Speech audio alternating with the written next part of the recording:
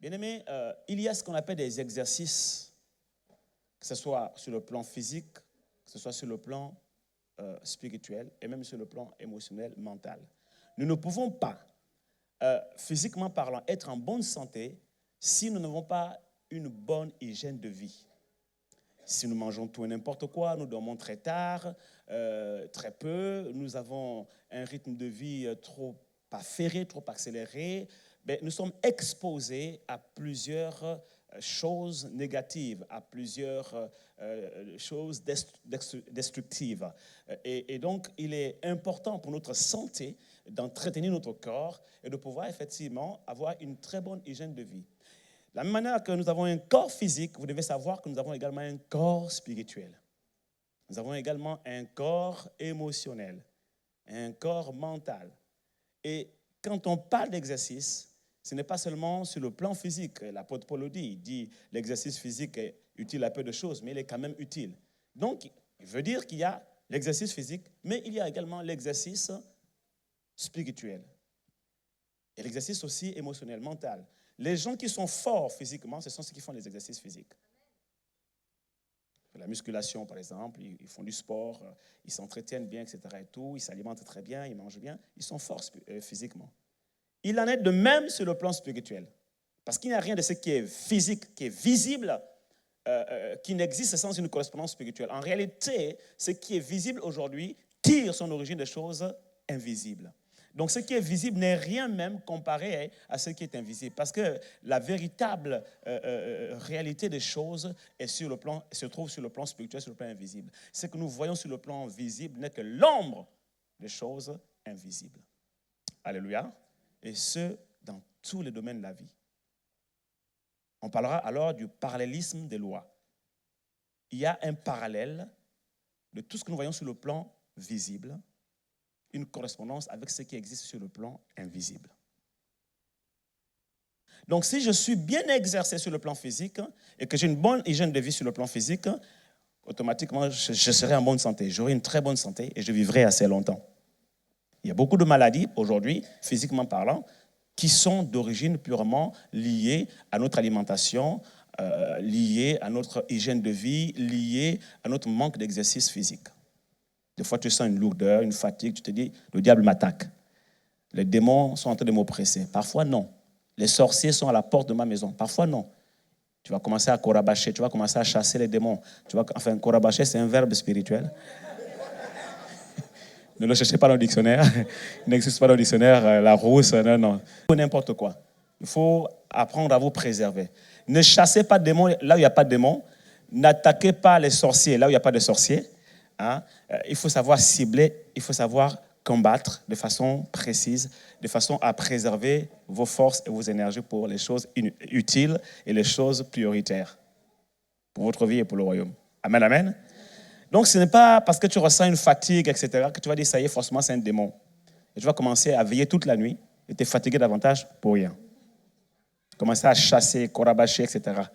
Non, c'est juste que ton corps a besoin d'exercice physique, d'un entretien, d'une hygiène de vie. Et tu verras que tu te sentiras mieux. De la même manière aussi, sur le plan spirituel, notre esprit a besoin d'exercice. Déjà, notre esprit a besoin de s'alimenter, comme notre corps a besoin de s'alimenter. Et la nourriture de l'esprit, c'est la parole de Dieu. Jésus le dit, on l'a vu dans les enseignements précédents, l'homme ne vivra pas de pain seulement, mais de toute parole qui sort de la bouche de l'Éternel. Et David le reconnaît. Il dit, tu en donnes autant. Hein, parlant du pain, il dit, voilà, tu en donnes autant à tes bien-aimés pendant qu'ils sont endormis. Donc, quand nous sommes endormis, la parole que nous avons lue travaille dans notre cœur, dans notre esprit, et Dieu se sert de cette parole-là pour nourrir notre esprit, même pendant que nous sommes endormis. Dis à ton frère, tu manges pendant que tu dors. Et là encore, c'est aussi important pour moi de casser quelques doctrines de démonologie qui ont circulé dans le corps de Christ, dans l'Église de Jésus-Christ aujourd'hui. Quand quelqu'un fait un rêve en train de manger dans la nuit, on dit c'est de la sorcellerie. Pas forcément. Parce que tous les rêves ne veulent pas forcément dire la même chose. Moi, il m'arrive de rêver en train de manger, mais ça ne veut pas dire que je suis en train de manger en sorcellerie, je ne suis pas en train de faire la sorcellerie. Et quand j'ai découvert ce verset-là, j'ai compris pourquoi parfois je rêve que je suis en train de manger. Parce que c'est le pain de vie, le pain de la parole. Et mon Dieu, la Bible dit que mon Dieu me le donne. Il le donne à ses bien-aimés pendant leur sommeil. Alléluia. Donc tu peux aussi comprendre que Dieu est en train de te nourrir au lieu de commencer à paniquer, etc. et tout. Donc notre esprit a besoin de se nourrir. Et notre esprit se nourrit de la parole de Dieu. Et en dehors de l'alimentation spirituelle, notre esprit a besoin d'exercices spirituels. Et parmi ces exercices spirituels, il y a la prière. La prière, que ce soit la prière en français, la prière en esprit, et plus la prière en esprit, parce que plus tu pries en esprit, plus tu fortifies ton homme intérieur, parce que la prière en esprit, c'est la prière de l'esprit. C'est-à-dire que c'est la prière du Saint-Esprit, mais c'est aussi la prière de l'esprit, avec petit e, ton esprit. C'est-à-dire que c'est ton esprit qui s'exprime, qui prie à l'intérieur de toi. Le Saint-Esprit, lui, communique, lui inspire, et puis lui, il s'exprime. Donc le parler en langue, c'est la langue de la nouvelle création. De la même manière que sur le plan physique, nous avons une langue maternelle et paternelle, eh bien, je vous informe que nous aussi, sur le plan spirituel, nous avons une langue paternelle ou maternelle, comme vous voulez. Okay? Cette langue-là, c'est celle que vous recevez le jour où vous recevez le baptême dans le Saint-Esprit. Dieu fait descendre sur votre tête une langue, comme à la Pentecôte, vous ne la voyez pas, mais vous pouvez la vivre, l'expérimenter et l'exprimer. Vous priez en langue. Ça, c'est la langue vernaculaire de la nouvelle création. Quelqu'un ici acclame le Seigneur. Alléluia. Donc, plus tu parles ta langue maternelle ou paternelle, plus tu communiques mieux avec tes parents, n'est-ce pas? Mieux tu communiques avec eux, mieux vous faites comprendre. Sur le plan spirituel, c'est la même chose. Le parallèle est identique. Plus tu parles en langue, plus tu communiques en esprit et mieux tu communiques avec ton Père. Si quelqu'un qui n'est pas de la famille rentre dans votre maison, que vous parlez par exemple Lingala, vous parlez créole, vous parlez, je ne sais pas moi, français, vous parlez la langue, votre langue maternelle, ok? La langue de votre famille. Et si la personne qui entre dans votre famille ne comprend pas cette langue, toute votre communication est codée. Elle est cryptée, la personne ne va rien comprendre. De la même manière, sur le plan spirituel, lorsque quelqu'un n'est pas de la famille de Dieu, n'est pas dans le royaume, et si la personne vient au milieu de nous et que nous parlions en langue, notre langue vernaculaire, en langue, la langue de la nouvelle création, pour cette personne, c'est un langage barbare. Elle ne comprend rien du tout. Bon, la Bible nous dit, mieux vaut effectivement avoir le don d'interprétation pour que ces personnes puissent en être édifiées. Le problème n'est pas trop au niveau humain, parce que sur le plan humain, on peut facilement comprendre, expliquer, etc. et tout, et puis les êtres humains vont respecter, il n'y a pas de problème. Mais c'est sur le plan spirituel. C'est-à-dire que les démons, et ça c'est la bonne nouvelle, les démons, ce sont des personnes étrangères à la famille de Dieu que nous composons. Les démons ne comprennent pas notre langue vernaculaire, notre langue maternelle, notre langue paternelle. Les démons n'y comprennent rien. Donc quand vous parlez en langue, vous parlez la langue de l'esprit, la communication avec votre Père céleste est cryptée, codée pour le monde spirituel démoniaque. Ils n'y comprennent rien. Au contraire, ce parler en langue est un feu pour eux. Actes chapitre 2, c'est des langues de feu qui sont descendues sur leur tête. Ce parler en langue est un feu pour eux. Quand vous parlez, cette langue, c'est une langue de feu qui sort de votre bouche et qui brûle les œuvres des ténèbres et qui tourmente le diable, qui tourmente les démons. C'est pourquoi les démons ne supportent pas d'entendre le parler en langue. Quand vous priez en langue, ils ne supportent pas. Voilà pourquoi ils font tout pour vous oppresser, pour vous alourdir, pour vous fatiguer et pour vous enlever le goût, l'envie, le désir de prier en langue. Comme ça, on a des chrétiens, malheureusement, qui sont baptisés du Saint-Esprit depuis des années, qui sont nés de nouveau, baptisés dans le Saint-Esprit depuis des années, mais qui ne parlent pas en langue alors qu'ils ont déjà reçu le baptême dans le Saint-Esprit. C'est un piège du diable. Et donc la prière est l'un de ces exercices spirituels qui nous permettent de construire et de bâtir notre homme intérieur, de bâtir, de construire et de faire grandir ou de solidifier notre corps spirituel. Et en dehors de la prière, il y a le jeûne. C'est un exercice spirituel qui vous permet de solidifier, de rendre robuste votre homme spirituel, votre esprit, votre corps spirituel. Et vous devez savoir que le corps spirituel est très très important parce que c'est vous en réalité, vous êtes esprit. Souvent on dit l'être humain est divisé en 3 parties, il a un esprit, une âme et un corps. Ce n'est pas tout à fait vrai. Nous sommes esprits, nous possédons une âme et nous vivons dans un corps. Notre corps est notre maison. Mais nous-mêmes, le vrai nous-mêmes, c'est l'esprit. Alléluia. Donc quand on parle de l'esprit avec petit e, on parle de nous. C'est ta véritable identité. Lorsque donc tu jeûnes et que tu pries, tu es en train de bâtir cet homme intérieur. Tu es en train de te bâtir toi-même, tu es en train de te construire toi-même. Et surtout lorsque tu pries en langue, la Bible déclare que celui qui prie en langue se construit. Il se construit lui-même, il se fortifie. Alléluia. Donc nous allons rentrer dans ces 21 jours de jeûne et prière, dans cette même perspective de ce qu'on a commencé déjà, pour être libéré de tous les liens de la servitude, briser toutes les chaînes de la méchanceté, les dénouer totalement et briser les jougs qui pèsent sur nos corps et nos vies, jougs de maladie, jougs d'oppression, jougs de malédiction, etc. Continuer à nous fortifier, à nous édifier, à nous construire spirituellement pour pouvoir grandir, même si notre corps extérieur, notre corps physique se détruit, entre guillemets, s'affaiblit, devient maigrichon comme ça, c'est pas grave, gloire à Dieu. Ça contribue aussi au lifting physique, ça contribue aussi, bien entendu, quelqu'un me comprend ici?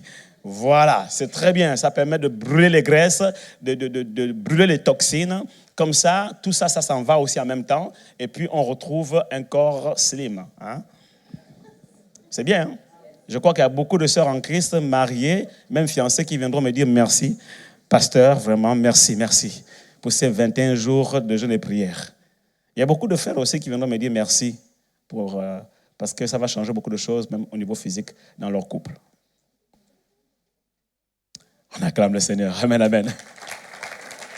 Donc, même si notre corps physique devient mince, gloire à Dieu, la Bible déclare notre corps spirituel, notre homme intérieur se renouvelle dans la connaissance de Christ.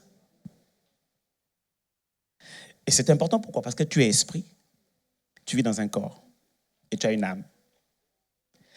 Et lorsque Dieu a créé l'homme, il a créé d'abord l'enveloppe, le corps. Il a pris la poussière de la terre, la Bible déclare que voilà, il a créé l'homme de la poussière de la terre.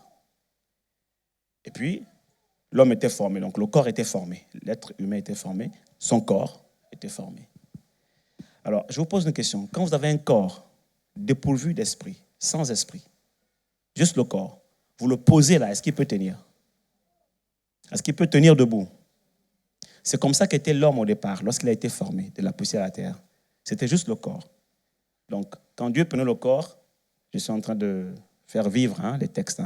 Ce n'est pas forcément que Dieu l'a fait, mais je vous dis, quand Dieu a pris le corps, j'imagine, s'il prenait le corps, on va le dire comme ça, oui, il le mettait debout, le corps tombait. Il ne tenait pas. Pourquoi? Parce qu'il n'y avait pas l'esprit à l'intérieur. Alors, qu'est-ce que Dieu fait? La Bible dit que Dieu souffle dans les narines de l'homme. Il souffle, et son souffle est traduit en hébreu par le mot esprit. Donc, il injecte son esprit à travers les narines de l'homme et l'esprit rentre dans le corps. Et automatiquement, boum. Dis à ton frère, pourquoi tu n'acclames pas le Seigneur? Alléluia!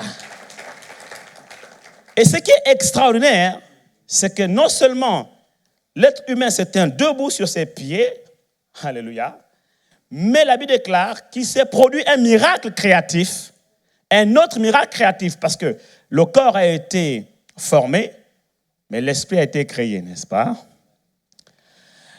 Souvent, quand on lit ces textes de Genèse, ces choses que j'ai en train de dire transparaissent clairement.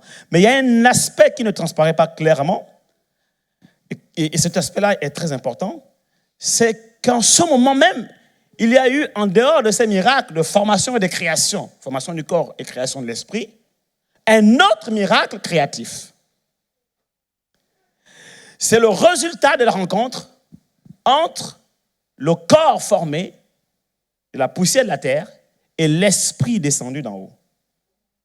Lorsque Dieu a formé le corps de la poussière de la terre et qu'il a envoyé l'esprit dans le corps, que les deux se sont rencontrés, la Bible déclare qu'en cet instant, l'homme devint une âme vivante.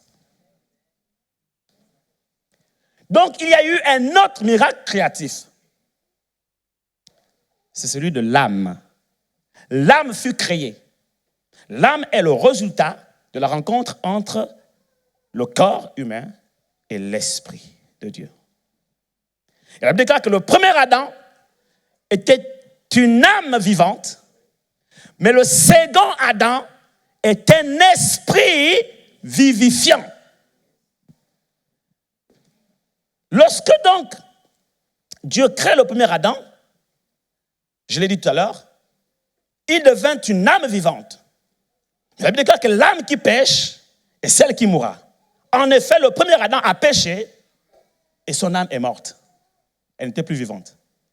En d'autres termes, son âme a perdu la vie de Dieu que Dieu lui avait donnée au commencement. Son âme a perdu le Saint-Esprit parce qu'en réalité, cette vie n'était que la vie de l'Esprit, le Saint-Esprit. Maintenant,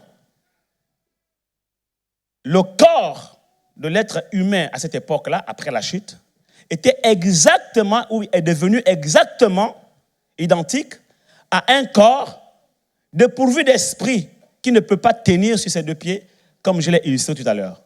À la seule différence que là, il pouvait tenir quand même sur ses deux pieds physiquement, mais sur le plan spirituel, il ne pouvait plus tenir sur ses deux pieds. Ça veut dire en d'autres termes que cet état-là, qui est l'état de tout être humain sur la terre, selon qu'il est écrit que tous sont péchés et sont privés de la gloire de Dieu, sont privés de la présence de Dieu, sont privés de l'Esprit de Dieu, sont privés du Saint-Esprit, sont privés de la vie de Dieu.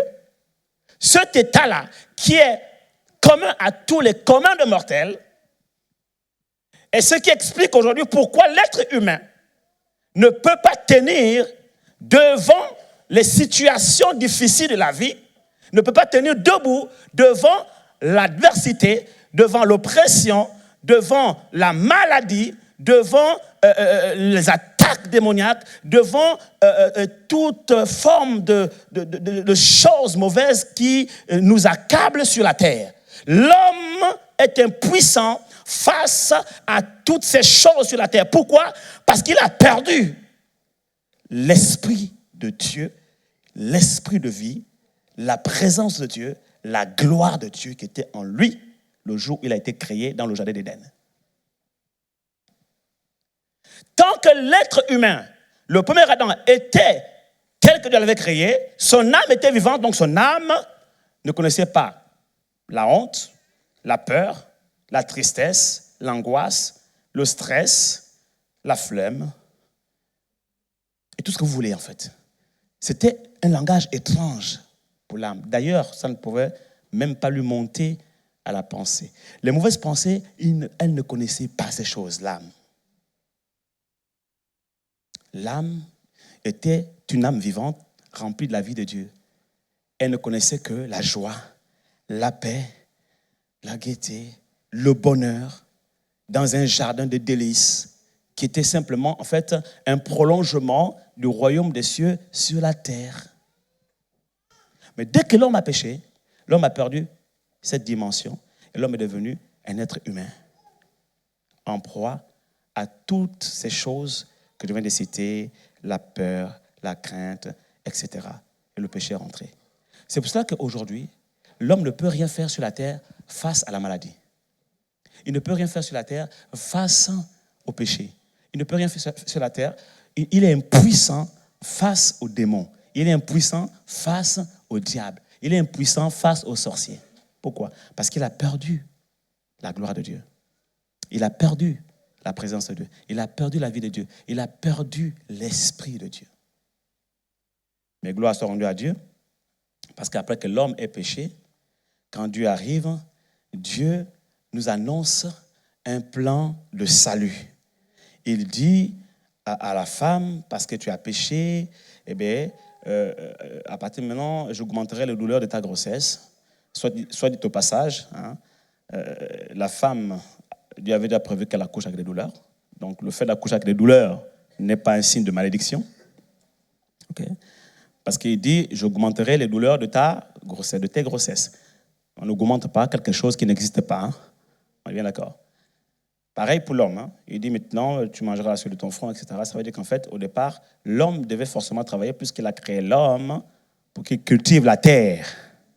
Maintenant, la différence, c'est que puisqu'il a péché, eh bien, le travail deviendrait plus difficile parce que la terre produirait des épines, des ronces, ce qui veut dire qu'au départ, la terre ne produisait pas des épines et des ronces. Okay? Après le péché, il y a des choses qui sont nées qui n'existaient pas avant. Il y a des choses qui sont nées. Il y a eu des miracles créatifs, mais négatifs.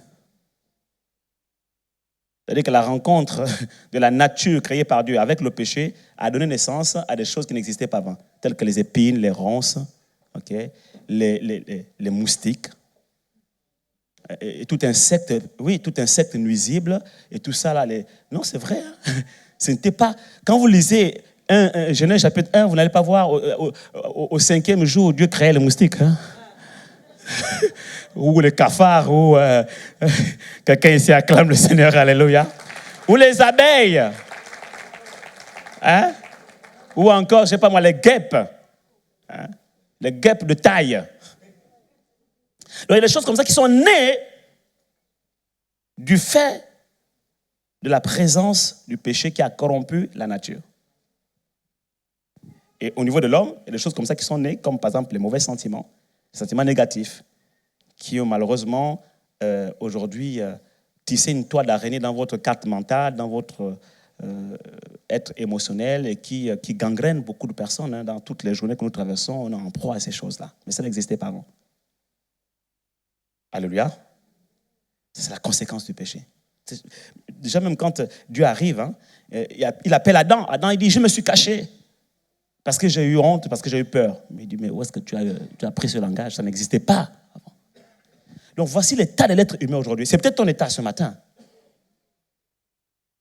Et la Bible appelle cet état l'état d'homme animal.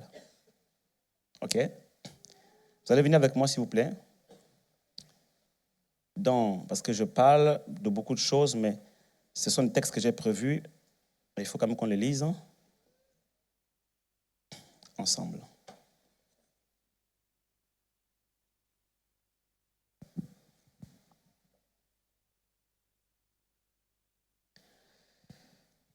On va d'abord lire le texte que j'ai cité au départ, 1 Corinthiens chapitre 15, verset 45. 1 Corinthiens chapitre 15, verset 45. C'est pourquoi il est écrit, le premier homme, Adam, devint une âme vivante. Le dernier Adam, c'est-à-dire Jésus-Christ, ou c'est-à-dire toi aussi tu es un Adam, mais le dernier Adam, ok, est devenu un esprit vivifiant. Et notez bien que esprit ici est écrit avec petit e.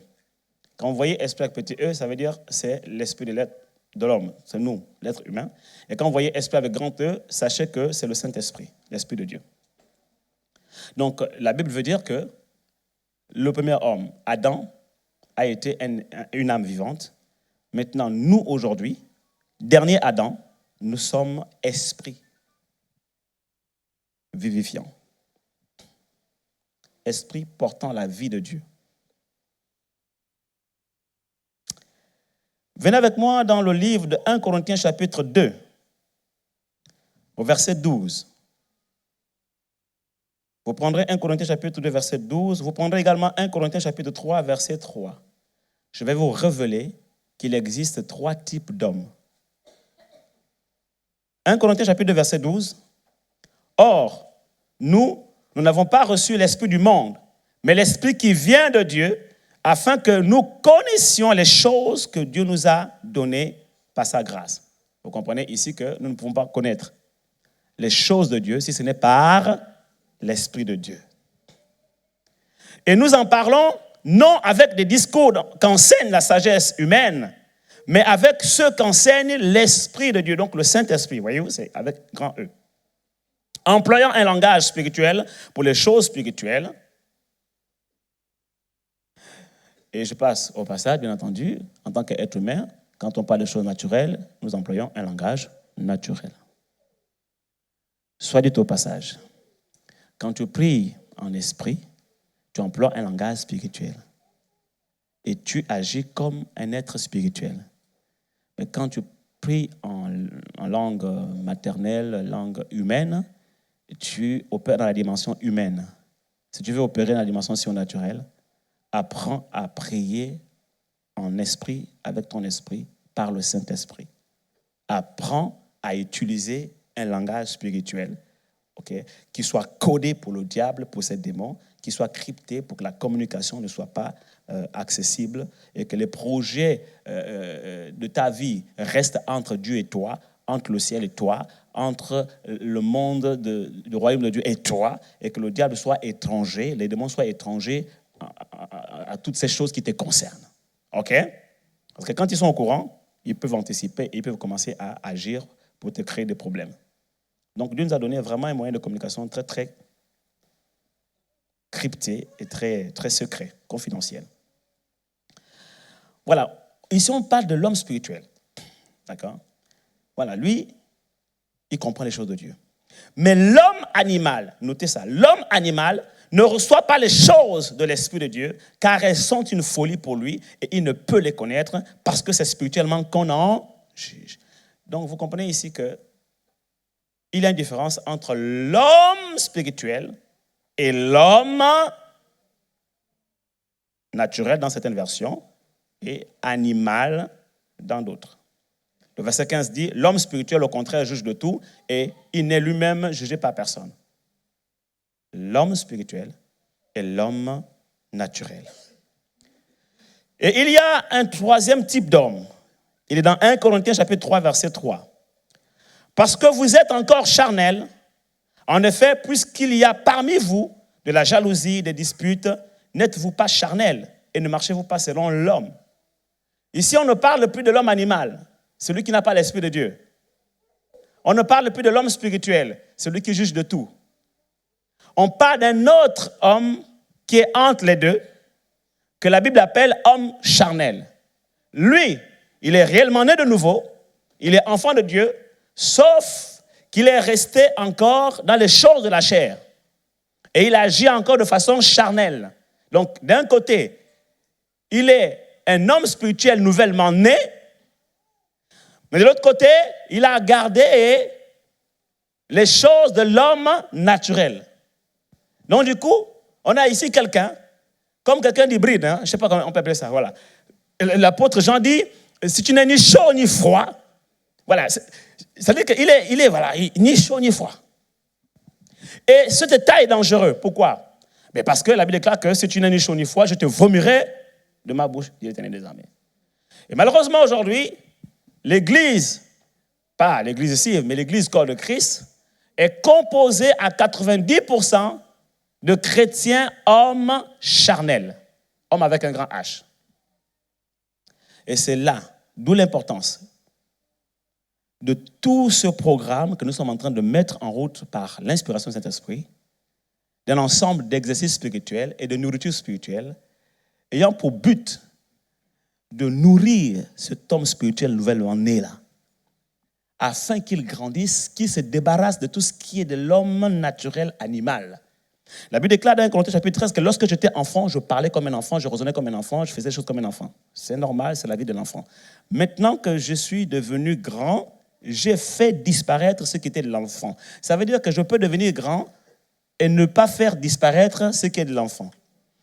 Si quelqu'un est bébé, et il vient de naître comme notre Rodrigue Junior qu'on vient de consacrer tout à l'heure, c'est normal qu'il fasse les choses des enfants, qu'il fasse dans la couche, qu'il crie, même quand tu n'as pas envie que, voilà, tu as envie de te reposer, ben lui, il a besoin de faire, il veut vivre sa vie, ok? C'est ça la vérité, ok? Donc c'est normal en fait. Mais lorsque tu as déjà 12 ans et que tu veux faire les choses de bébé, 20 ans, alors tu deviens un problème, non seulement pour la maison, pour les parents, mais tu deviens également un problème pour la société. Alléluia.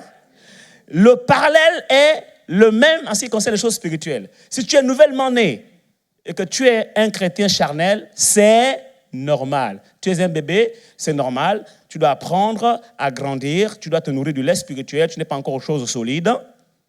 Et ce n'est pas bon qu'on te donne du caviar. Ça va détruire ton estomac et c'est pas bon. Ça va causer des problèmes à l'estomac. Ok? Donc, tu as besoin d'aller au réseau de la lecture de la Bible pour apprendre les fondements de la vie chrétienne, les fondements de la foi. Tu as besoin d'aller voir la sœur Ludivine Laguerre, te faire inscrire dès maintenant, juste après le culte. Ok? Parce que tu sais que tu es bébé spirituel, tu as besoin du lait. Oh oh. Allô? Je vais être sûr que vous êtes avec moi. Non, on va faire un petit deal. Hein? Quand je fais comme ça, hein, ça veut dire que je vais savoir que vous êtes avec moi et vous répondez, nous y sommes. Il ne faut pas faire comme ce pasteur-là, ce peuple-là. Le pasteur leur pose la question, est-ce que vous y êtes? Ils répondent, oui, pasteur, nous y êtes. Donc quand je fais comme ça, faites-moi un retour, s'il vous plaît. Je vais être sûr que vous êtes avec moi. Amen, amen. C'est sûr que ce matin, ce n'est pas une prédication, c'est un enseignement. Donc, j'ai adopté un autre style de communication. Je vais être sûr que ça passe. On va doucement. C'est des choses très, très importantes qu'on est en train d'injecter dans vos consciences et dans votre esprit. Okay? On plante. Donc, quelqu'un qui vient de naître de nouveau, c'est normal. C'est normal qu'il se batte encore avec certaines choses, c'est normal qu'il n'arrive pas à se débarrasser de certains péchés, c'est normal qu'on l'aide encore dans certains domaines, c'est normal qu'il ait besoin qu'on prie tout le temps pour lui, c'est normal qu'il ait besoin de rencontrer le pasteur, c'est normal qu'il ait besoin que les responsables soient autour de lui, c'est tout à fait normal. Mais quelqu'un qui est déjà né de nouveau depuis longtemps, qui a déjà au moins 3 ans de conversion, parce que 3 ans, c'est l'âge biblique de la majorité. En France, c'est 18 ans. Aux États-Unis, c'est 17 ans, je crois, sauf si ça change en temps. En France, c'est 18 ans. Mais dans la Bible, c'est 3 ans. Je n'ai pas le temps de vous expliquer tout ça maintenant, mais quand vous lisez la Bible, par exemple, vous allez voir cette parabole de Jésus ou l'histoire du fumier. Hein. Voilà, le maître voulait couper parce que ça ne portait pas de fruits. Bon, et puis,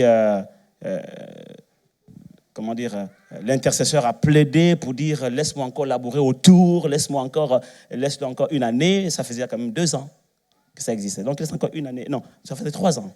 C'est encore 1 année. Donc, à moins qu'il y ait 1 année de grâce. Mais en dépit, 3 ans, c'est l'âge vraiment de la majorité. Au bout de 3 ans de conversion, tu dois être autonome. Tu dois être autonome. Mais si après 3 ans de conversion, tu es encore bébé spirituel, ça veut dire qu'en fait, il y a un problème dans ta croissance spirituelle. Soit tu ne t'alimentes pas bien, tu ne manges pas assez, ou bien tu manges mal, tu manges tout et n'importe quoi, tu viens à l'église, on te donne, et puis tu choisis ce que tu veux manger. Il y a des enfants comme ça. Les parents ont tout fait pour qu'il ait une alimentation équilibrée, mais à table, il ne veut pas prendre de dessert, il veut juste manger ce qu'il veut, etc. Et tout. Ce n'est plus la faute des parents. Bien sûr, les parents vont tout faire pour que l'enfant vraiment reste dans le cadre de la discipline de la maison, mais ce n'est pas toujours évident parce qu'il va toujours réussir à s'échapper. Quand il ne veut pas manger quelque chose, il va manger quelque chose. Qu'est-ce que tu veux? Et puis, il y en a qui vont manger dans les poubelles. Ils prennent tout n'importe quoi sur Internet, sur Facebook, ils se gavent. Après, ils ont des malformations, ils viennent avec des ventres punaise, là, le papa, la maman, mais qu'est-ce qui se passe? Après, maintenant, il faut traiter des maladies bizarres. Et c'est des ordonnances, c'est de l'argent. Quelqu'un ici acclame le Seigneur. C'est même du temps. Acclame plus fort, acclame plus fort, acclame plus fort. Alors que dans ta maison, dans la maison de ton père, il y a la bonne nourriture. Ton père fait tout, ta mère fait tout pour que tu manges bien, mais tu vas te prendre n'importe quoi. Et tu te chopes des microbes, tu te chopes des bactéries, des maladies, et tu as un problème de croissance. Les autres grandissent bien, mais toi, tu grandis avec des malformations, tu grandis avec des problèmes. Donc, l'homme charnel, c'est quelqu'un qui est né de nouveau, qui d'une part est encore bébé spirituel, ça se comprend, c'est un passage. S'il fait une croissance normale, s'il fait un parcours normal, il n'y a pas de problème. Mais s'il a déjà atteint l'âge de la majorité spirituelle et qu'il est encore bébé spirituel, là il y a anomalie. Il faut traiter ça. Alléluia. Dites l'homme spirituel, l'homme charnel, l'homme animal. Est-ce que vous avez compris les 3 types d'hommes? Je peux avancer? Bon, l'homme animal, c'est le païen. Celui qui est dépourvu de la vie de Dieu, comme j'ai décrit au départ. Dieu l'a créé, et maintenant, il a péché, il est privé de la gloire de Dieu. On l'a vu au départ. L'homme charnel, il est né de nouveau, mais il doit maturer spirituellement. L'homme spirituel, c'est celui que nous voulons tous devenir. Voilà pourquoi on vous enseigne la parole de Dieu pour avoir une bonne nourriture. Voilà pourquoi on vous engage dans des exercices spirituels pour vous muscler, pour vous faire grandir. La prière, le jeûne, etc. Venez avec moi, s'il vous plaît, dans un autre passage qu'on va lire ici. Dans le livre de 1 Corinthiens, chapitre 6, verset 17, j'aimerais vous expliquer un miracle créatif qui se produit à l'intérieur de nous le jour où nous naissons de nouveau. Si quelqu'un ici dans la salle se reconnaît dans la description de l'homme animal, c'est-à-dire que tu sais que tu n'as pas l'Esprit de Dieu en toi, tu n'as pas accepté Jésus-Christ dans ton cœur comme Sauveur et Seigneur, tu es encore à l'étape d'Adam dans le jardin qui a péché et qui a perdu la présence de Dieu dans sa vie, et donc ton âme n'est plus une âme vivante, mais ton âme est en proie à tout ce que j'ai décrit au départ. Tu as donc besoin de Jésus-Christ, nous pouvons t'aider. Tout à l'heure, je ferai un appel pour ceux qui veulent vraiment accepter Jésus-Christ dans leur cœur comme Sauveur et Seigneur. Nous prierons avec toi et tu donneras ta vie à Jésus. Tu pourras ainsi naître de nouveau, comme je vais l'expliquer tout à l'heure. Et ce n'est qu'à partir de ce moment que tu peux devenir ou commencer à devenir un homme spirituel. En fait, un homme spirituel naît en toi et il doit grandir pour devenir vraiment un robuste, un géant spirituel. Nous lisons ensemble dans 1 Corinthiens chapitre 6, verset 17. Mais celui qui s'attache au Seigneur est avec lui un seul esprit. Remarquez bien ici, comme je l'ai dit au départ, que le mot esprit est écrit avec petit e. Celui qui s'attache au Seigneur est avec lui un seul esprit. Qu'est-ce que ça veut dire? Ça nous décrit le phénomène qui se produit à l'intérieur de nous lorsque nous acceptons Jésus-Christ comme Sauveur et Seigneur dans nos cœurs. Il se produit un phénomène, il se produit un miracle que tu ne vois pas à l'œil nu, mais que tu constates juste après, à travers des signes de transformation, de changement, de nouveaux désirs qui apparaissent en toi, la soif de Dieu, la parole de Dieu, la présence de Dieu. Ce sont des signes, des preuves qui montrent que tu es réellement né de nouveau. Une nouvelle nature est née en toi et a besoin d'autre chose et commence à rejeter ce qui était du monde.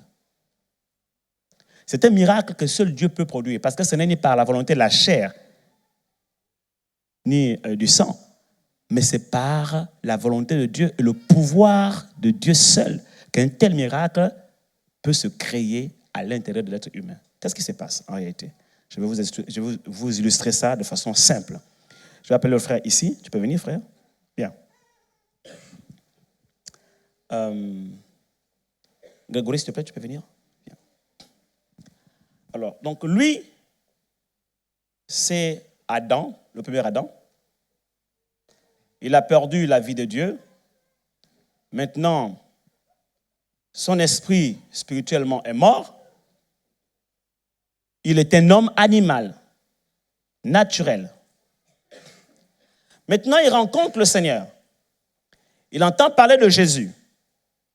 Il entend parler de ce Jésus qui est mort à la croix pour ses péchés et qu'il a tellement aimé. Car Dieu a tant aimé le monde qu'il a donné son Fils unique afin que quiconque croit en lui ne périsse point, mais qu'il ait la vie éternelle. Il reconnaît son état de péché. Il comprend que tous ont péché, qu'il a hérité du péché d'Adam. Il a hérité du péché de ses pères. Et il a hérité dans son sang le péché. Il a les gènes du péché. Et que lui-même aussi, il a péché. Parce qu'il ne faut pas seulement accuser Adam, hein, ni les parents. Et donc, qu'est-ce qu'il fait? Il comprend que Jésus se tient à la porte, Apocalypse chapitre 3, verset 20. Il frappe. Et si quelqu'un entend sa voix et que la personne ouvre la porte de son cœur, Jésus entrerait, souperait avec cette personne et cette personne avec Jésus. Souper, ça veut dire communier. OK? Alors, il est touché par la parole. Il commence à même pleurer. Certains vraiment des larmes de repentance. Et il accepte Jésus. Seigneur Jésus, je reconnais que je suis pécheur, car tous sont péchés et sont privés de ta présence. J'ai perdu ta présence en moi. J'ai perdu ton esprit en moi. J'ai péché contre toi. Pardonne mes péchés. Tu as dit, Seigneur, si nous confessons nos péchés, tu es fidèle et juste pour nous les pardonner et pour nous purifier le cœur de toute iniquité, de sorte que là où notre péché était comme le cramoisi, nos cœurs deviennent blancs, purs, comme de la laine éclatante. Je t'accepte dans mon cœur aujourd'hui comme mon Sauveur et mon Seigneur. Viens dans mon cœur. Change mon état. Change mon identité. Change ma nature. Change mon cœur. Enlève le cœur de pierre. Mets un cœur de chair. Mets en moi un esprit nouveau. Et là, en ce moment, quand vous faites ça, Jésus l'explique à Nicodème. Il dit, vous êtes en train de naître de nouveau. Vous êtes en train de naître d'esprit, d'eau et d'esprit. Vous êtes en train de vous attacher au Seigneur. La Bible déclare que si quelqu'un s'attache au Seigneur, il devient une nouvelle créature. Si quelqu'un est attaché au Seigneur, il devient un seul esprit avec lui. Donc, comment tu fais ça? Il se passe un phénomène que tu ne vois pas. Donc, ton esprit. Donc, quand tu pries comme ça, Jésus vient. Ce n'est pas Jésus en chair et en os qui vient. C'est l'esprit de Jésus, l'esprit de Christ qui vient, qui entre dans ton cœur. Et quand il entre dans ton cœur, ton esprit est là, ok? Il vient. Et puis, les deux se rencontrent. Et quand les deux se rencontrent, la connexion entre les deux, la fusion de deux, de l'esprit de l'homme avec l'esprit de Dieu, donne naissance à un autre esprit qu'on appelle l'homme nouveau. La nouvelle création. La nouvelle créature est née. C'est comme ça. C'est ce que ça veut dire ici. Celui qui s'attache au Seigneur devient un seul esprit. Ça veut dire quoi? Ça veut dire qu'en fait, il n'existe plus deux esprits. Un seul esprit. Oh, acclame Jésus. Alléluia. Tu deviens un seul esprit avec Christ, avec le Saint-Esprit. C'est-à-dire que quand Dieu te regarde, il ne te voit plus toi, mais il te voit à travers Christ. Il voit Christ en fait. Tu deviens un Christ.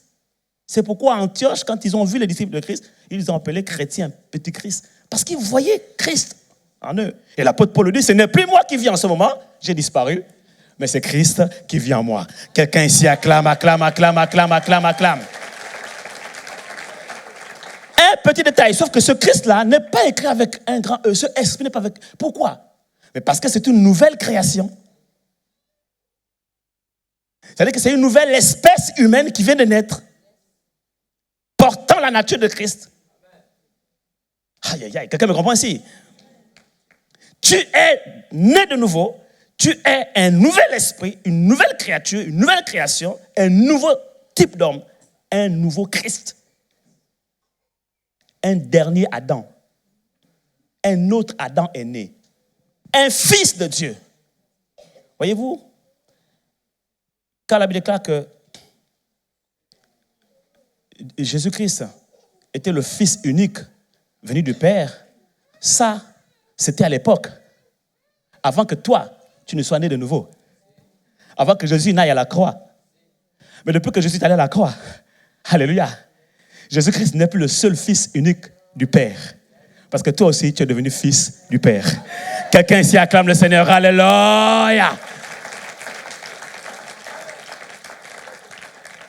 Et Jésus dit, que disent les gens de moi? Et Pierre dit, tu es le Christ, virgule, le Fils du Dieu vivant.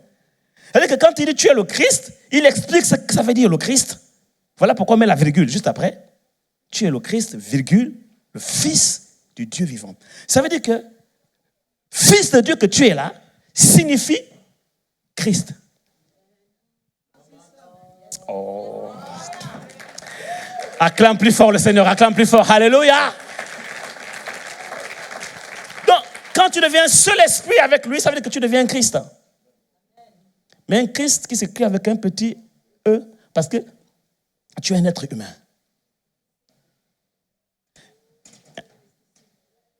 Non, un petit E parce que esprit.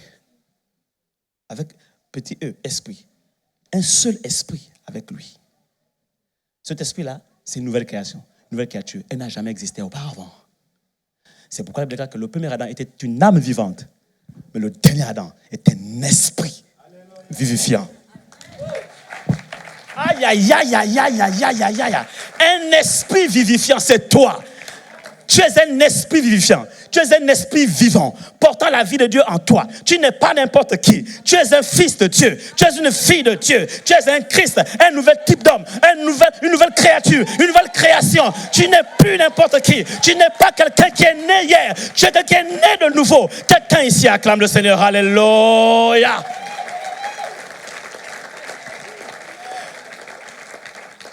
Et ce nouveau type d'homme a une nature, c'est la nature divine. Ce nouveau type d'homme a un père, c'est Dieu.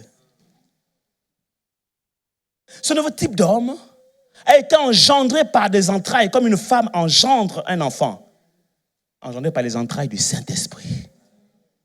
Voilà pourquoi j'aime souvent dire, dans une famille, il y a un père, une mère et au moins un fils. Si toi tu es le fils, Dieu est le père, qui est la mère qui t'a engendré. Elle veut dire que lorsque Marie devait engendrer Jésus-Christ, elle a posé la question, comment cela se ferait-il puisque je suis vierge? Et l'ange lui répond, l'ange lui dit, la puissance du Très-Haut, c'est-à-dire le Saint-Esprit, te couvrira de son ombre, c'est-à-dire se posera sur tes entrailles, sur ton bas-ventre, sur ta bassesse. Et le Saint-Enfant qui naîtra de toi sera appelé Fils de Dieu.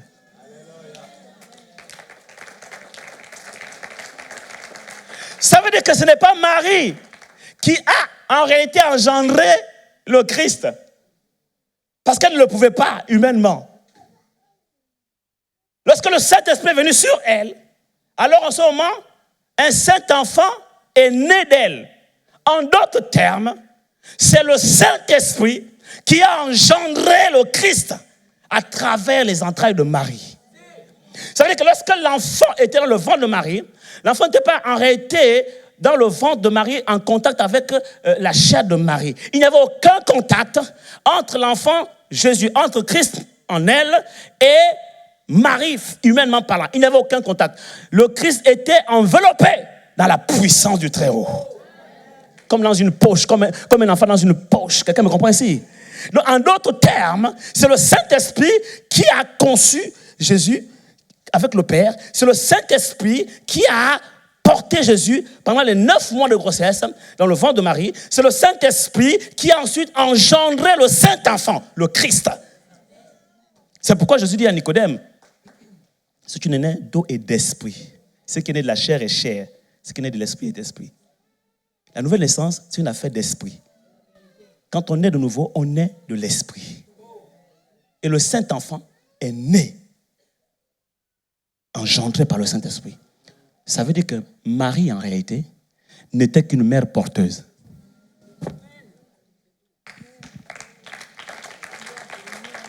C'était ça son rôle. C'est tout. C'est le seul mérite qu'elle a, la grâce qu'elle a eue, de porter le Christ en elle. Mais ce que Marie a fait, c'est ce que nous faisons aujourd'hui. Nous portons en nous le Christ. L'épouse de l'Église porte le Christ. Oh, quelqu'un ici acclame le Seigneur. Alléluia. Voilà pourquoi tu dois faire attention. C'est très précieux ce que tu portes à l'intérieur de toi. C'est tellement précieux qu'il ne faut pas blaguer avec ça. C'est-à-dire que c'est un trésor tellement précieux qui est porté dans les vases de terre, fragile. Quelqu'un me comprend ici? Il faut faire très attention à ce que tu portes à l'intérieur de toi. Et tu n'es pas enceinte de n'importe quoi. Tu dois réaliser, tu dois être conscient et consciente de la valeur de ce que tu portes à l'intérieur de toi.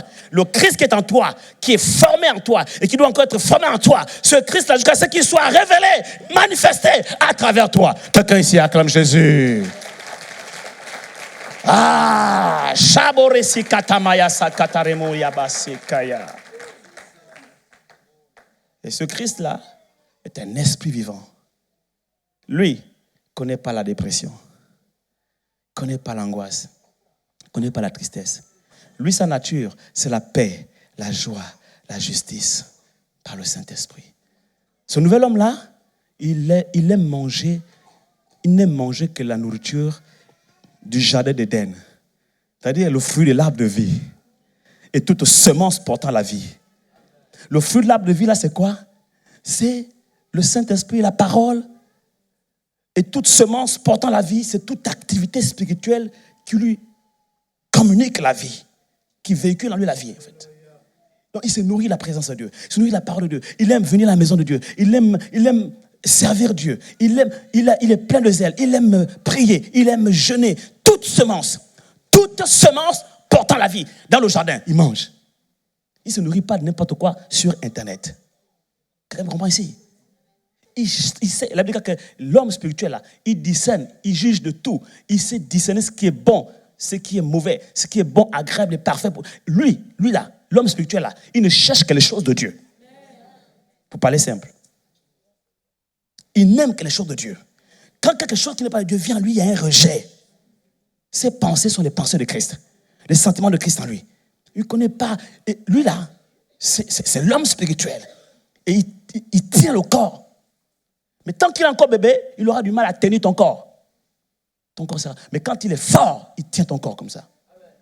Même si tu peux passer toute une journée sans manger. Tu n'as pas faim. Tant que lui mange, il tient ton corps. Parce que l'homme ne vivra pas de pain seulement, mais de toute parole qui sortira de la bouche éternelle. Donc lui se nourrit de la parole. Et tant qu'il se nourrit de la parole et qu'il est fort, ton corps même ne sent plus la faim. Ton corps ne sent même plus la douleur. Est-ce que vous comprenez? Est-ce que vous savez pourquoi Jésus à la croix? Je vous dis ça. Jésus à la croix, c'était crié, mon Père, pourquoi m'as-tu abandonné? En fait, tant que Jésus était sur terre, avec le Saint-Esprit sur lui, il faisait des miracles, allait de lieu en lieu, il faisait des miracles extraordinaires, n'est-ce pas?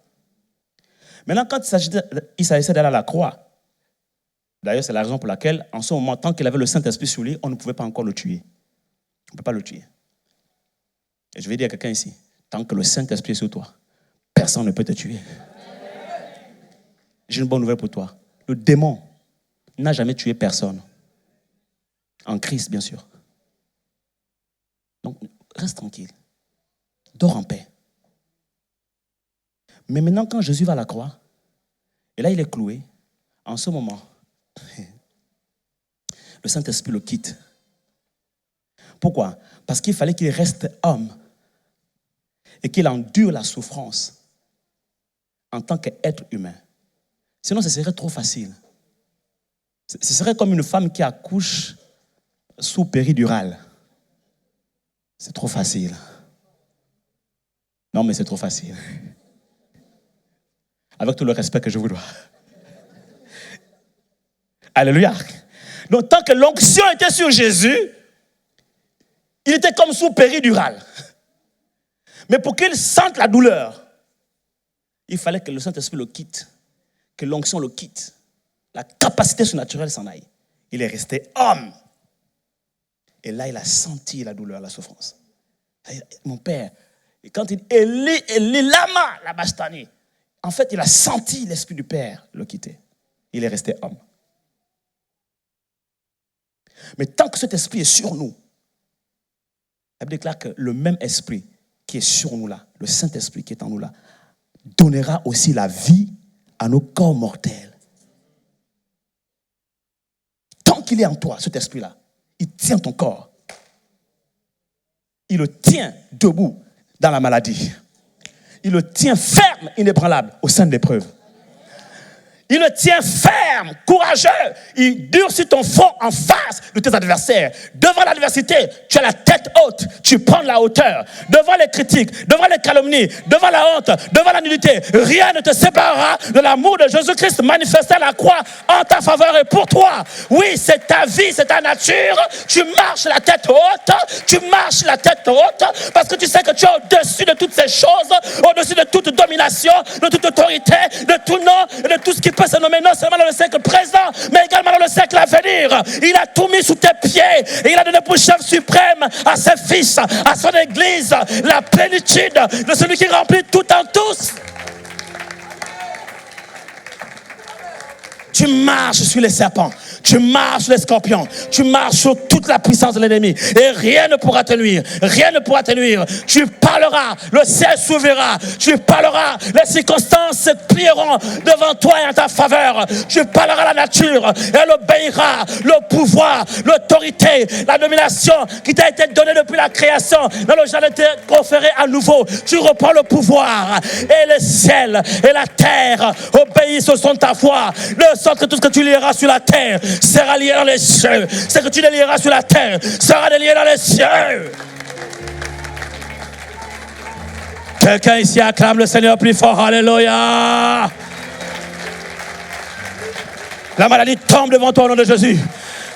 Devant toi les démons s'enfuient au nom de Jésus. Ceux qui sont entrés par un seul chemin s'enfuient par 7 chemins.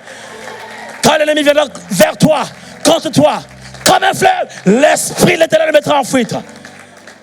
Tu as changé de nature. Tu as changé d'identité. Tu as revêtu une nouvelle autorité. Tu as changé de dimension. Tu es devenu un seul esprit avec Christ.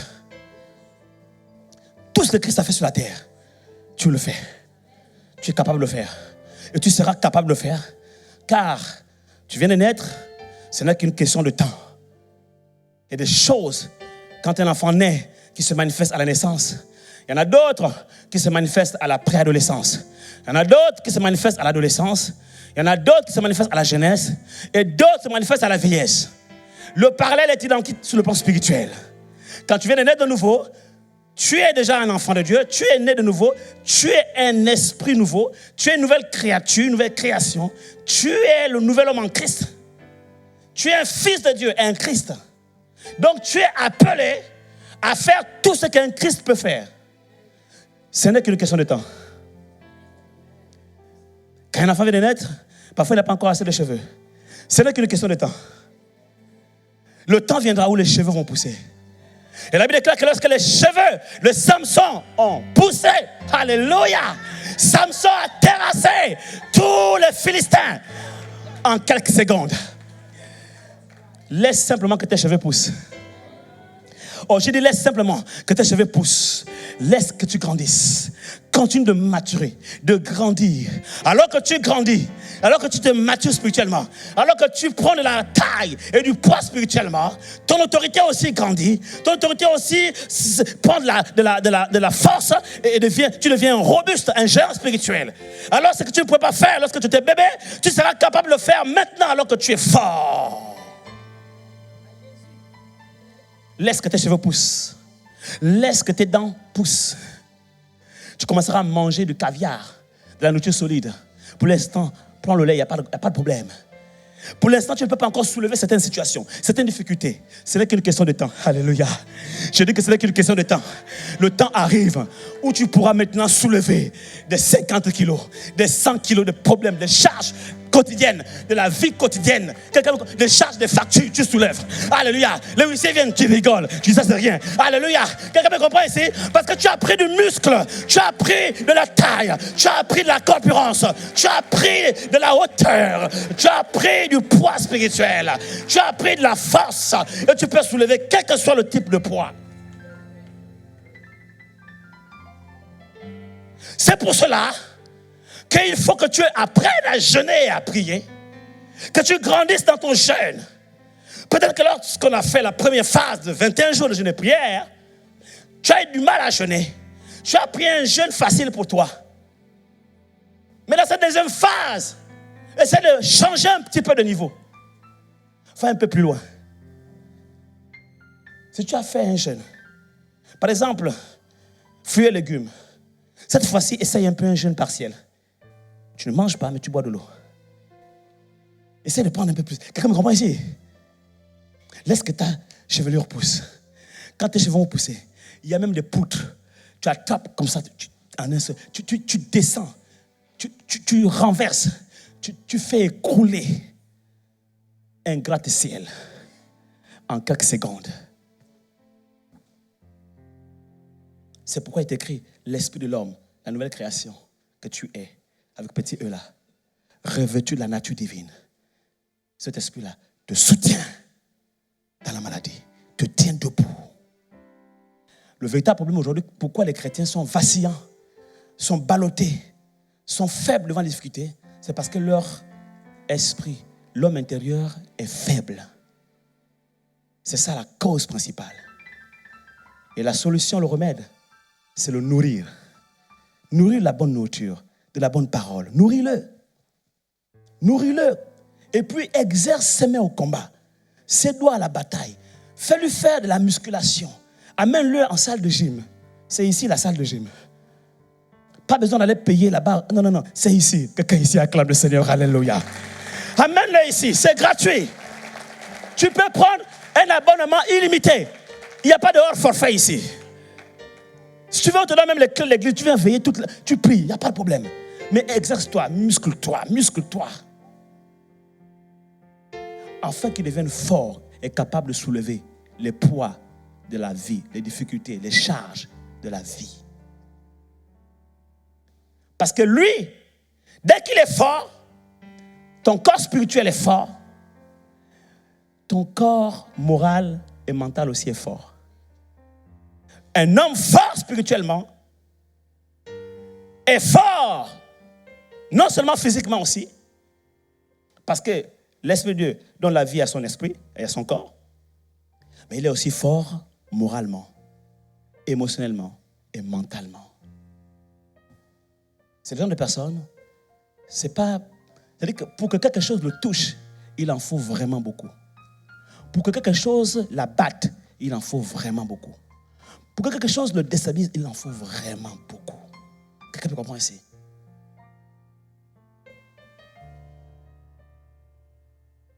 C'est pour cela que nous vous entraînons dans ces mouvements de jeûne et prière. Voici la principale raison. Nous voulons que, à la fin de l'année 2017, quand nous irons à la CIA 2017, que nous n'ayons plus de bébés spirituels. Non, on en aura toujours plus qu'il y aura de nouvelles naissances. Alléluia, il y aura de nouvelles naissances. Mais que vous qui êtes là, vous soyez des pères et des mères spirituels. Pour ceux-là qui vont venir, tu devras acclamer le Seigneur. Quoi? Tu ne veux pas devenir un père spirituel? Tu ne veux pas devenir une mère spirituelle? Tu veux continuer à rester bébé spirituel? 2017, tu dois être un père spirituel, une mère spirituelle, ou au moins un grand frère spirituel, une grande sœur spirituelle. C'est pourquoi moi j'ai dit à tous les anciens qui sont dans l'église, tous les leaders, j'ai dit pardon, à la fin de chaque culte, ne m'en mettez plus. Avec vos entretiens improvisés, moi je veux rencontrer les nouveaux. Les entretiens maintenant, après les cultes, c'est avec les nouveaux. Parce que vous là, vous devez m'aider maintenant. Nous aider avec mon épouse. Vous devez être des pères spirituels, des mères spirituelles. Vous devez être des grands frères et des grandes sœurs spirituelles. Accueillir les nouveaux qui arrivent. Les aider à grandir en maturité. Et faire un suivi avec eux. Arrêtez de pleurnicher. Si tu viens, tu pleurniches. Le nouveau vient, il pleurniche. Entre toi et lui, qui est bébé finalement? Oh, acclame le Seigneur. Alléluia.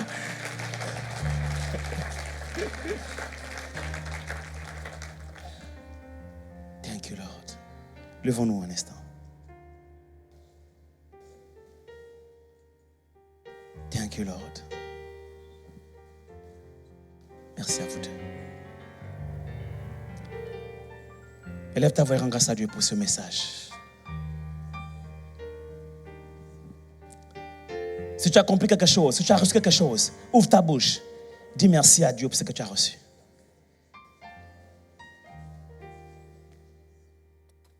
Vas-y, prie.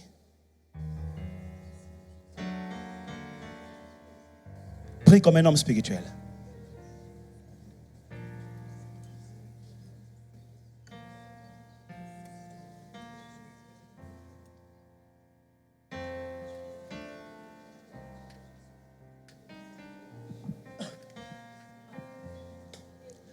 Prie. Laisse le nouvel homme en toi prier. C'est sa vie, c'est sa respiration. Il ne peut pas vivre sans prier. Il ne peut pas vivre sans adorer. Il ne peut pas vivre sans louer le Seigneur. Il ne peut pas vivre sans servir Dieu. Il ne peut pas vivre sans lire la parole de Dieu. Il ne peut pas vivre sans jeûner. En fait, la Bible n'est pas faite pour l'homme naturel. La Bible est faite pour l'homme spirituel. Sanctification est sa vie. Consécration est sa vie. Intercession est sa vie. Adoration est sa vie, sa respiration. Méditation est sa vie de la parole.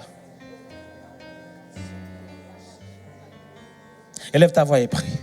Lui, il n'aspire qu'aux choses d'en haut. Son cœur est tourné vers ce qui est en haut et non vers ce qui est en bas. Il ne cherche pas à s'amasser des trésors sur la terre, où la teigne et la rouille détruisent et où les voleurs percent et dérobent. Lui, il affectionne les choses d'en haut. Il sait que tout don parfait et toute grâce excellente lui viennent d'en haut, de chez Dieu, chez qui il n'y a ni changement ni ombre de variation. C'est pourquoi son cœur est constamment tourné vers Dieu. Sa pensée est constamment tournée vers le Seigneur. Son espérance se porte vers Dieu. Il a foi en Dieu. Il a foi en la parole de Dieu. Il a foi aux promesses de Dieu. Cet homme spirituel, c'est un type d'homme qui ressemble à un extraterrestre sur la terre. Parce que le commun des mortels ne peut le comprendre. Là où les autres sont tristes, lui il est joyeux. Là où les autres croupissent devant les situations difficiles, les épreuves, le chômage et tout le reste, lui il est serein, il est confiant face à son avenir. Les gens ne le comprennent pas. Il vit complètement en parallèle avec les lois de ce monde, de façon différente et au-dessus des choses de cette terre, bien qu'étant sur la terre. Alors il ressemble un petit peu à un extraterrestre en quelque sorte. Mais ce n'est pas un extraterrestre en réalité. Oui, quelque part on peut le dire, parce que c'est un être qui appartient à une autre terre, à une nouvelle terre, à de nouveaux cieux, à une autre planète, mais qui a été envoyé sur la terre de vivants du commun des mortels pour accomplir une mission précise.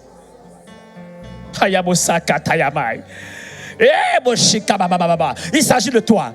Je parle de toi en fait.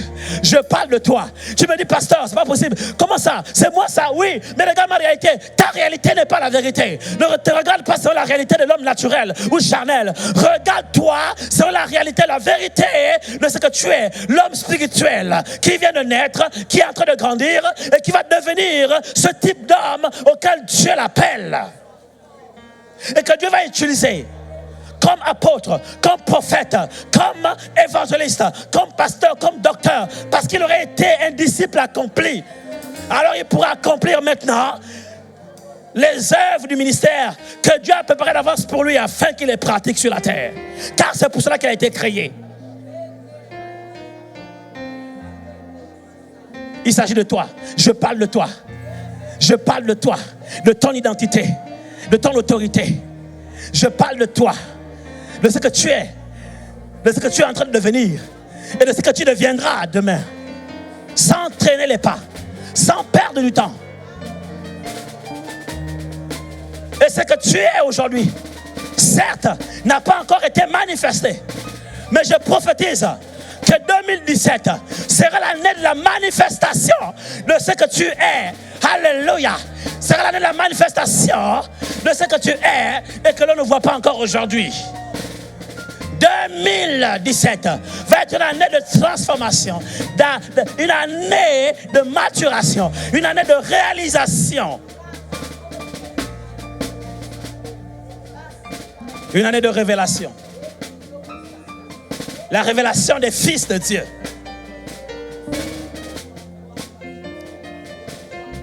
Je vais appeler le pasteur Enoch qui va terminer avec la prière. Gardez vos mains levées vers le ciel. Nous rentrons dans une offensive. Un deuxième cycle de 21 jours de jeûne et prière. Dans le but d'atteindre cet objectif. De maturer en esprit, de devenir ces hommes spirituels pour lesquels nous sommes nés de nouveau. Et nous le deviendrons. Et tout ce que nous allons faire dans la suite, dans l'église, enseignement, temps de prière,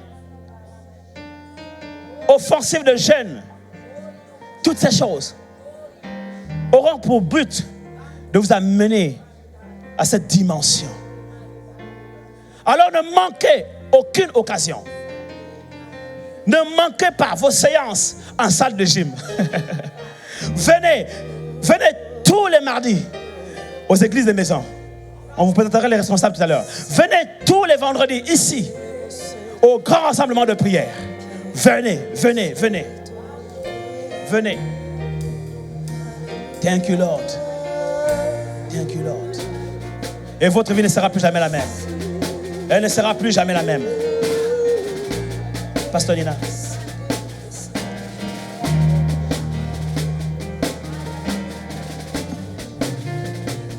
Que ton nom soit béni, Seigneur. Que ton nom soit glorifié. Nous te rendons grâce pour ta parole qui est esprit et vie. Nous te bénissons, Père éternel, parce que ce matin, tu viens encore nous rappeler notre identité en toi, Seigneur.